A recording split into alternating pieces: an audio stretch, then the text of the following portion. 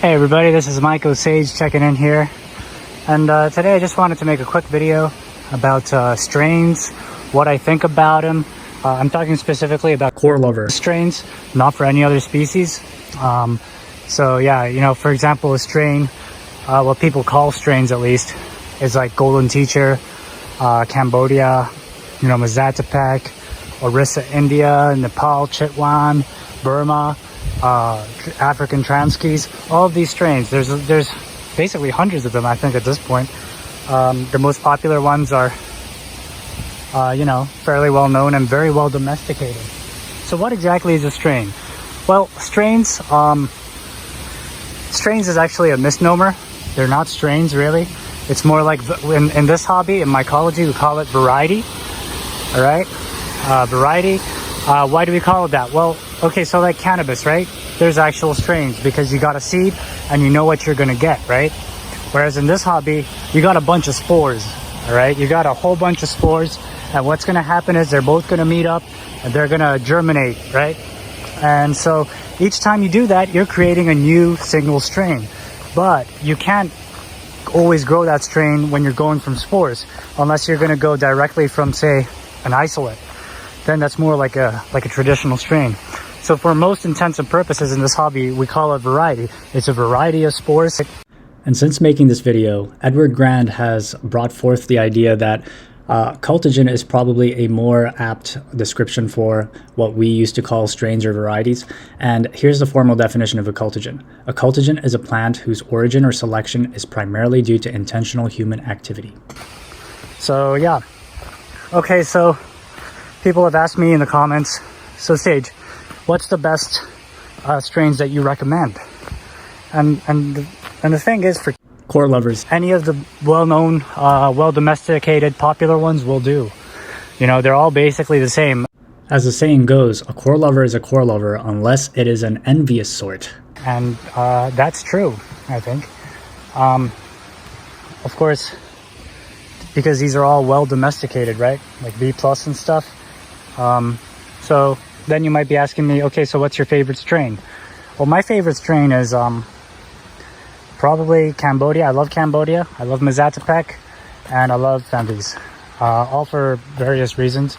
But let's see. So back to what I was saying about how a core lover is a core lover no matter what it says in the label, and that's true to a certain extent. They're all the same species, for sure. But the debate has raged on for decades now about, oh, is there a difference in, say, trip effects, you know, subjective experience effects? And that's just a huge can of worms. Most trusted cultivators say, oh, no, it's just a core lover, you know, so stop worrying about it.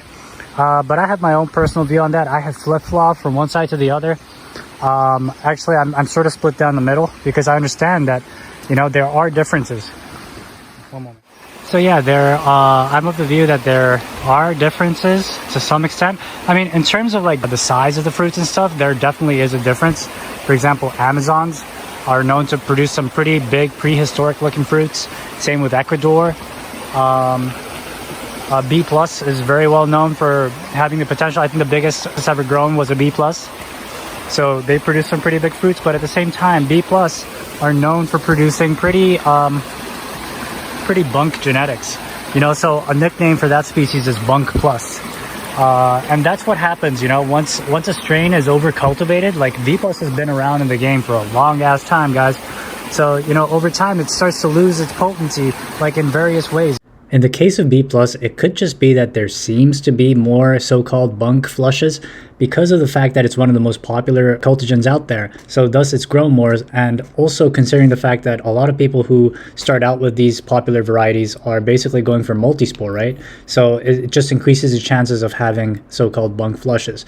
But I think it's both factors, the genetic factor, and that it's just been grown too much from spore that for like decades now, that it's just, you know, losing some of its positive traits. Again, I'm not a geneticist, but correct me if I'm wrong, but I think that's also a part of the factor. Yeah, so there are differences, like, or, you know, some strains are more, produce smaller fruits, but flush heavier, you know, or some of them, you know, are faster than others generally. For example, Cambodia and Brazil are known to be pretty fast growers. So there's all sorts of stuff. I've also, you know, and in terms of subjective experiences, that's where the debate really starts. And me personally, because there's phenotypic differences that we can at least observe, so why not possible differences in, you know, alkaloid content, maybe chemical makeup. I mean, there certainly is a difference in, for example, taste and the strength of that taste. So, for example, people say Thai strains like Koh Samui, Lipa Yai, and those kinds of strains are much speedier, less visual, but very speedy. And a lot of people have said that, you know, so I believe there is some veracity to it. So yeah, you know, like with any species, you know, like a dog. Look at a dog, right? A dog is all Lupus canis. It's all the same species. It's a bulldog is the same as a Chihuahua, is the same as a Great Dane, right? And all of these dog species serve different purposes. They all have different personalities. They look completely different. They're completely different size. So that's basically my argument is that there are differences. And I have noticed some differences between strains. Like for example, Cambodia, I never go wrong with Cambodia. They're always super potent, but it's like a really positive vibe generally. It's like a real full-on experience. Whereas Mazatepec, I find is less visual, but it's less anxiety. That's just my personal view. And wiener envies. It's just straight up potent as but the trip characteristic in my experience is also very different from regular core lovers. For example, you can't recreate a identical dose envy experience. Like I mean, like I don't mean like physically the same dose because envies are way stronger than regular core lovers. But if you were to somehow match the potency, so let's say like 10 grams of core lovers to an eighth of envy, right? The envy, the way it hits, the way the trip goes is still much different in my experience than 10 grams of core lovers. Not that I've had 10 grams of core lovers, but I've had pretty high doses of envy and accidentally high doses of core lovers. So yeah, that's pretty much my point of view on strains. Basically, but for growing purposes, you can't go wrong with the main ones. I wouldn't advise going for a newer strain when you're starting out, like Nepal or Burma, or you know, because they're also less cultivated, so that means that it's less domesticated compared to you know, big boys like Golden Teachers, B+, Cambodia, Mazatepec. Generally, I push people though towards like Cambodia. You know, everybody's all about Golden Teachers because it's got a catchy name, you know, and a lot of people are attracted to that. And there's this whole misconception that like core lovers equals Golden Teacher.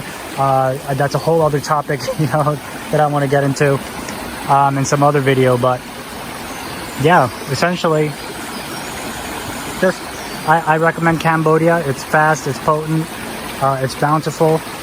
Trip is great. So that's just my personal view on it. So yeah, guys, that's pretty much what I wanted to talk about strains, or again, varieties. I think the main problem, why do trusted cultivators and stuff, a lot of them say that strains have no effect on the experience? Well, I think it's because the psychedelic experience in general is a very subjective thing, and even within a certain species or a certain variety of cubes, you could have a completely different experience. That much is very true, right? But if you trip enough with enough varieties, some people start to notice similarities, even when they're not told of what they're eating. Sometimes people can tell, oh, this is a Thai strain, isn't it? Or something like that. Oh, look at that, guys. Awesome waterfall. I can't go any closer. There's a big waterfall there. Yeah, that's basically my point. Oh yeah, sorry guys, a little out of breath, but I think the main problem is that a lot of trusted cultivators, a lot of people who are good in this hobby, a lot of them are also very scientific minded, right? And the problem with trip experiences is that it's completely subjective. There's no way to quantify it, and I think that's what makes them uncomfortable to say for sure, oh yes, there is a difference. But I think as time will go on, I think we'll see some more differences. We'll see some more research on quantifying trips. But I think that'll take a long time. So yeah, I think that's all I wanted to add, guys. Have a good one. Mycophossage checking out.